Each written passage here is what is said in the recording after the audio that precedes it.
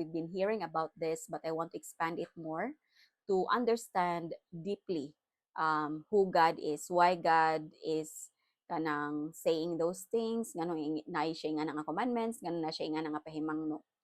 This is in Hebrews chapter 13, verse 5. Keep your life free from the love of money and be content with what you have.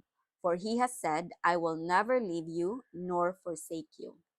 So when I recall, kanang pagkuan ako, pagbasa na ko ani, karon lang, gibasa na akong balik, nakarealize ko nga, as anak, nabot sa ko sa point nga, kana bitawng naka-afford na ko sa akwang gusto. Unya, niabot ko sa point nga, nakaunahon ako nga kaya ra day nako nga wala akong ginikanan. Like mabuhi ra ko nga wala akong ginikanan.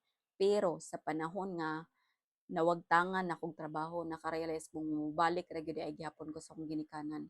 So mao na niingon si God nga dapat dili ta sobra mahigugma sa kwarta kay sa panahon nga walang maabot ang panahon nga walang wala na sad ta, mubalik ra gyapon ta niya. Kay ngano man gikan niya ang tanan. So kaya ra niya bawion.